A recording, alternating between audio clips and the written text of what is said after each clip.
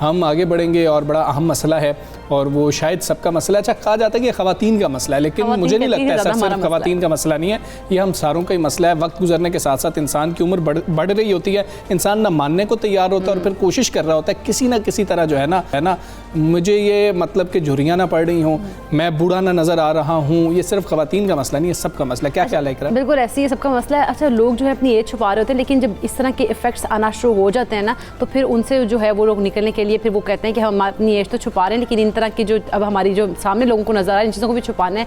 तो इसके लिए बहुत सारे जो है ना ट्रीटमेंट्स करवा रहे होते हैं लोग, और जिस तरह से एंटी एजिंग हम लोग कहते हैं, बात करते हैं, प्रोडक्ट्स इस्तेमाल की जा रही होती हैं। क्या प्रोडक्ट्स इस्तेमाल करनी चाहिए? मुख्तलिफ टोटके हैं, ग़िज़ाएँ हैं, या सर्जरीज करवा लेनी चाहिए? यही हमने जानना है। हमारे साथ मौजूद हैं डर्मेटोलॉजिस्ट डॉक्टर सानिया जावेद, उनको वेलकम। अस्सलाम वालेकुम, गुड मॉर्निंग।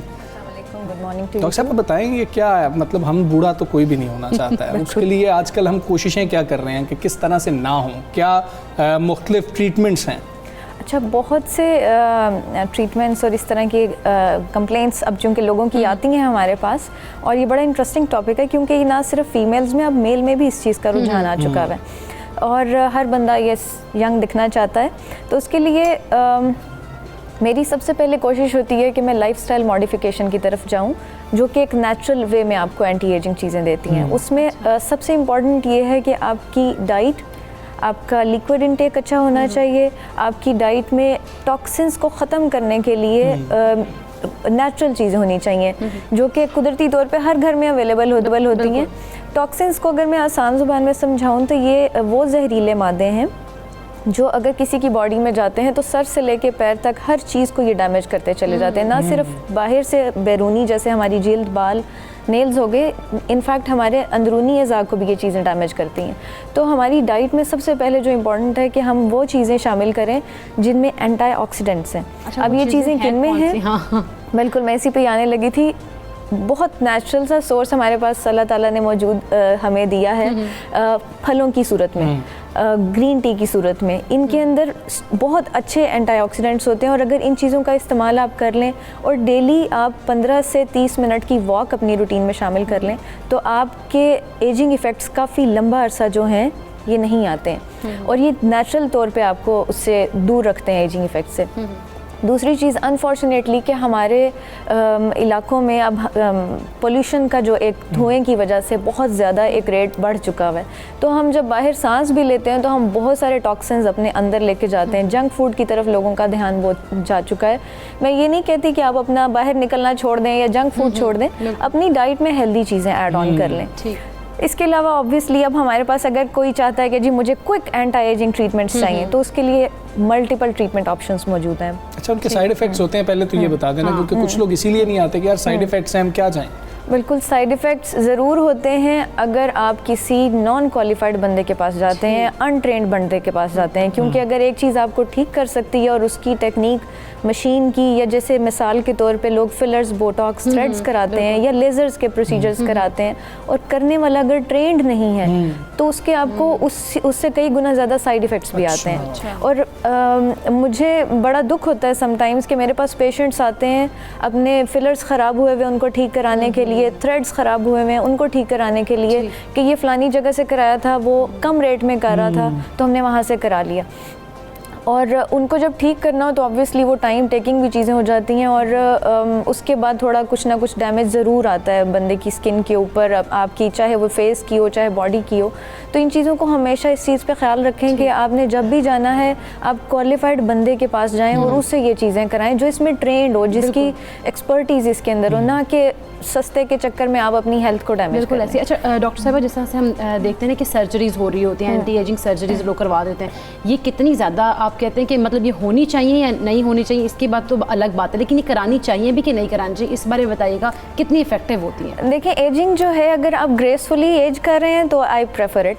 ठीक है, मैं कहती हूँ कि आप ग्रेसफुली एज करें, उसको मेंटेन करें, आपकी जो नेचुरल फीचर्स हैं उसको चेंज ना कराएं, उसको बेहतर कर लें। क्योंकि बाज़ दफ़ा लोग आके कहते हैं कि मेरे फीचर्स ही चेंज कर दें, तो मैं उस पर रिकमेंड नहीं करती। मैं उनको कहती हूँ कि आप इसको बेहतर करा लें, जो आपके नेचुरल फीचर्स हैं उसकी तरफ जाएं। लेकिन जो सर्जिकल और आप वो बात कर रहे हैं, सर्जिकल में इशू ये है कि अब हमारे पास नॉन सर्जिकल ऑप्शंस बहुत ज़्यादा मौजूद हैं। अच्छा। तो इसलिए हम सर्जिकल को तब उस पर जाते हैं जब हमारे पास नॉन सर्जिकल वे में ऑप्शंस मौजूद ही ना हो, हमारे पास कोई तरीका ही नहीं कि हम इसको बगैर किसी सर्जरी के करेक्शन की तरफ लेके जा सकते हैं।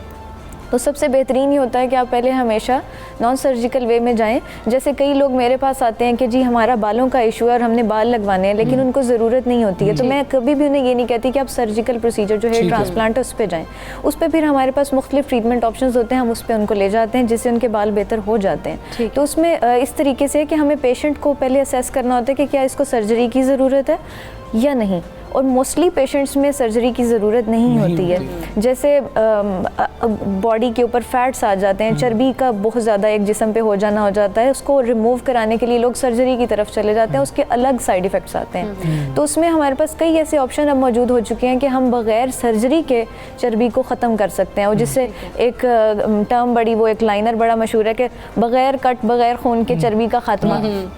तो ये चीज़ें अब बड़ी इजीली मौजूद है और सेफ है। ये कुछ जादू नहीं रह गया? नहीं, जादू नहीं है, बिल्कुल जादू नहीं है, और ये बहुत सेफ चीज़ है, इनका कोई साइड इफेक्ट नहीं आता। अच्छा, लेकिन झुर्रियों का तो मसला है ना हमारा कि हमने झुर्रियाँ ख़त्म करनी है, तो अगर झुर्रियाँ ख़त्म करनी है, पड़ गई हैं, वो ग़िज़ा से ख़त्म हो जाएंगी? जो डाइट की आप बात कर रही हैं, या कोई प्रोसीजर तो अब करवाना पड़ेगा, तो फिर सेफ क्या है हमारे लिए? अगेन अब ये जो झुर्रियाँ भी हैं ये भी मुख्तलिफ किस्म की होती हैं। कुछ को हम कहते हैं स्टैटिक रिंकल्स और कुछ को कहते हैं dynamic wrinkles. Dynamic wrinkles basically वो होते हैं जब हम चेहरे के फीचर्स दिखा रहे हैं तो वो रिंकल पड़ रहे हैं, लेकिन जब हम छोड़ते हैं वो गायब हो जाते हैं। लेकिन कुछ फीचर्स ऐसे होते हैं जो झुर्रियाँ होती हैं वो पड़ चुकी होती हैं, मुसलसल रहती हैं। तो इन दोनों को ट्रीट करने का तरीका डिफरेंट है। डाइट से ये चीज़ें फिर ज़रा मुश्किल होता है इनको ठीक करना, लेकिन डाइट उन लोगों के लिए बेहतर है जो भी यंग हैं और वो चाहते हैं कि उनके रिजल्ट इनिशियल स्टेजेस के लिए। तो इस तरह की झुर्रियाँ जो हैं इनके लिए बेहतरीन हाल ये है कि आप या तो लेजर्स प्रोसीजर्स ऐड करा लें। बोटॉक्स बहुत एक अच्छा ट्रीटमेंट ऑप्शन मौजूद है। थ्रेड्स बहुत अच्छे, ये सेफ प्रोसीजर्स हैं जिनके ऊपर हम जा सकते हैं। सेकेंडली अगर किसी ने लेजर्स में जाना है तो मल्टीपल लेजर्स मौजूदा हो चुके हैं, जैसे रेडियो फ्रीक्वेंसी है, हाईफू है, और ये फ्रैक्शनल लेजर्स हैं। तो ये बहुत सारे इनके अब ऑप्शंस मौजूद हैं और बहुत अच्छे रिजल्ट्स के साथ ये चीज़ें मौजूद हैं। बिल्कुल ठीक है डॉक्टर सानिया, बहुत शुक्रिया आपका सबसे पाकिस्तान का आप हिस्सा बनी। और हमारी थी कि पहले बहुत अच्छी बात है कि अच्छा एक डर्मेटोलॉजिस्ट आपको अगर ये बता रहा हूँ ना कि नहीं ट्रीटमेंट आप किसी सर्जरी से पहले किसी और ट्रीटमेंट से पहले अपनी डाइट बेहतर कर लें, तो ये बात ना वैसे अजीब ही लग रही होती है। तो वो अगर हमें बता रही हैं तो हमें ये सारी चीज़ों को फॉलो करके अपने आप को बेहतर कर सकते हैं और बूढ़ा होने से बच सकते हैं। सबसे पहले तो लेकिन झुर्रियों का तो मसला है ना हमारा कि हमने झुर्रियाँ ख़त्म करनी है, तो अगर झुर्रियाँ ख़त्म करनी है, पड़ गई हैं, वो ग़िज़ा से ख़त्म हो जाएंगी? जो डाइट की आप बात कर रही हैं, या कोई प्रोसीजर तो अब करवाना पड़ेगा, तो फिर सेफ क्या है हमारे लिए? अगेन अब ये जो झुर्रियाँ भी हैं ये भी मुख्तलिफ किस्म की होती हैं। कुछ को हम कहते हैं स्टैटिक रिंकल्स और कुछ को कहते हैं dynamic wrinkles. Dynamic wrinkles basically वो होते हैं जब हम चेहरे के फीचर्स दिखा रहे हैं तो वो रिंकल पड़ रहे हैं, लेकिन जब हम छोड़ते हैं वो गायब हो जाते हैं। लेकिन कुछ फीचर्स ऐसे होते हैं जो झुर्रियाँ होती हैं वो पड़ चुकी होती हैं, मुसलसल रहती हैं। तो इन दोनों को ट्रीट करने का तरीका डिफरेंट है। डाइट से ये चीज़ें फिर ज़रा मुश्किल होता है इनको ठीक करना, लेकिन डाइट उन लोगों के लिए बेहतर है जो भी यंग हैं और वो चाहते हैं कि उनके रिजल्ट इनिशियल स्टेजेस के लिए। तो इस तरह की झुर्रियाँ जो हैं इनके लिए बेहतरीन हाल ये है कि आप या तो लेजर्स प्रोसीजर्स ऐड करा लें। बोटॉक्स बहुत एक अच्छा ट्रीटमेंट ऑप्शन मौजूद है।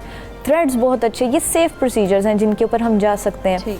सेकेंडली अगर किसी ने लेजर्स में जाना है तो मल्टीपल लेजर्स मौजूदा हो चुके हैं, जैसे रेडियो फ्रीक्वेंसी है, हाईफू है, और ये फ्रैक्शनल लेजर्स हैं। तो ये बहुत सारे इनके अब ऑप्शंस मौजूद हैं और बहुत अच्छे रिजल्ट्स के साथ ये चीज़ें मौजूद हैं। बिल्कुल ठीक है डॉक्टर सानिया, बहुत शुक्रिया आपका सबसे पाकिस्तान का आप हिस्सा बनी। और हमारी थी कि पहले बहुत अच्छी बात है कि अच्छा एक डर्मेटोलॉजिस्ट आपको अगर ये बता रहा हूँ ना कि नहीं ट्रीटमेंट आप किसी सर्जरी से पहले किसी और ट्रीटमेंट से पहले अपनी डाइट बेहतर कर लें, तो ये बात ना वैसे अजीब ही लग रही होती है। तो वो अगर हमें बता रही हैं तो हमें ये सारी चीज़ों को फॉलो करके अपने आप को बेहतर कर सकते हैं और बूढ़ा होने से बच सकते हैं। सबसे पहले तो